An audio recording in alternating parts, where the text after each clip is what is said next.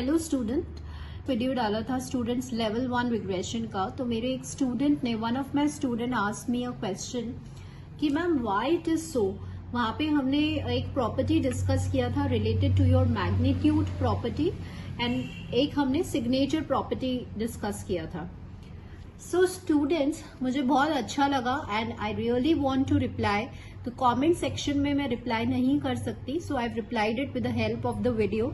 आप प्लीज मुझे ऐसे ही क्वेश्चंस पूछते रहिए। I really want to answer these questions at the root level because ये आपके कॉन्सेप्ट्स को बहुत स्ट्रॉन्ग बनाते हैं। आपका एक रिग्रेशन कोएफिशिएंट ग्रेटर देन 1 है तो दूसरे रिग्रेशन कोएफिशिएंट को लेस देन 1 होना ही है। It is necessary. ये मैग्नीट्यूड प्रॉपर्टी है, ठीक है। तो reason, what is the reason behind कि अगर एक ग्रेटर देन 1 है तो दूसरे को लेस देन 1 होगा। तो इसको हम समझेंगे।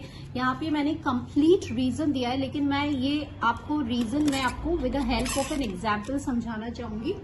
इसको देखिए स्टूडेंट्स, आपने एक कॉमन प्रॉपर्टी क्या स्टडी किया है कि R जो होता है वो ज्योमेट्रिक मीन होता है किसका, of the two regression coefficients. Yes, अब अगर हम इसका स्क्वायर कर देते हैं तो ये हो जाता है R स्क्वायर, ठीक है।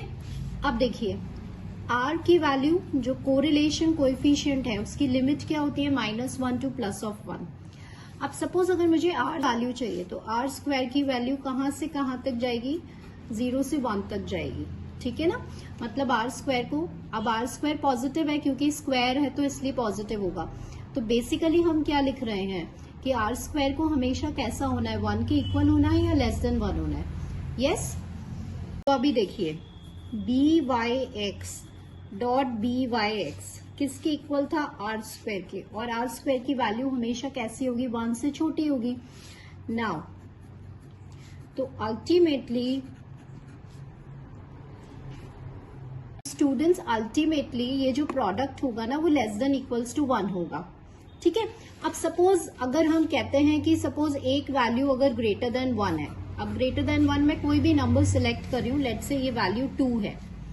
अब इसका जो आंसर है ना, इसको कैसा रहना है, या तो 1 के इक्वल रहना है या 1 से छोटा रहना है। तो 1 से छोटा कब होगा, जब ये सपोज 1/2 है, 1/4 है, 1/3 है।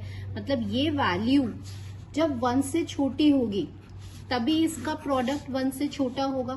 हमें इसका प्रोडक्ट लेस देन 1 चाहिए।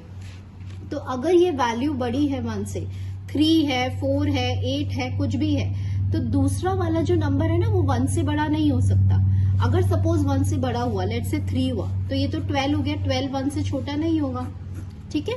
तो क्योंकि इसका प्रोडक्ट हमेशा 1 से लेस होना चाहिए या 1 के इक्वल होना चाहिए। So this is the reason student कि अगर एक वैल्यू ग्रेटर देन 1 है तो दूसरे को 1 से छोटा इसलिए होना पड़ेगा क्योंकि इसका प्रोडक्ट तभी, जब ये छोटा होगा तभी ये 1 से छोटा होगा, ठीक है। So I hope this is a reason students कि आपका जो है ये प्रॉपर्टी होती है, हमने R स्क्वायर किया, R square lies from this end that is why this is a reason.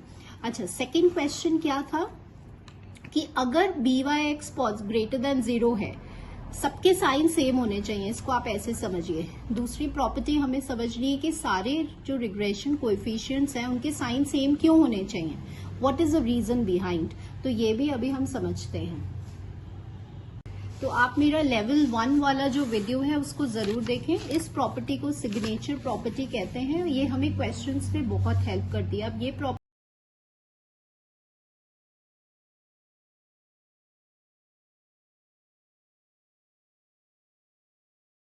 Value for this BYX का अगर हम कोरिलेशन कोएफिशिएंट का फॉर्मूले पे अगर हम जाएं तो क्या होता है, R, पहले मैंने आपको क्या ट्रिक बताई थी, जो पहले उसको लिखिए sigma Y upon sigma X, ठीक है।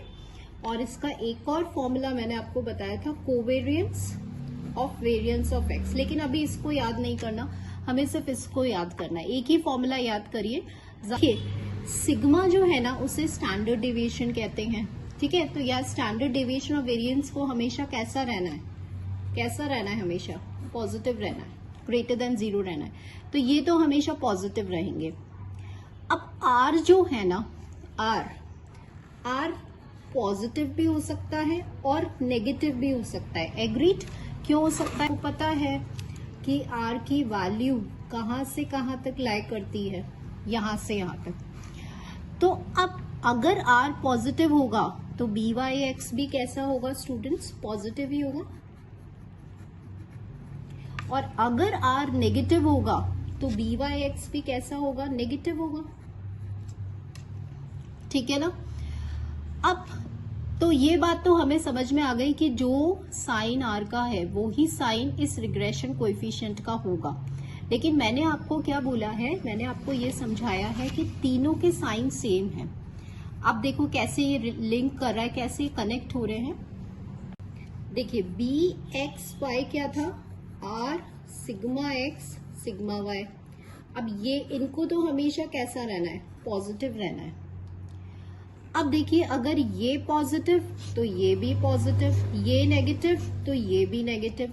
तो क्या बात समझ में आ रही है अल्टीमेटली कि इफ आर इज पॉजिटिव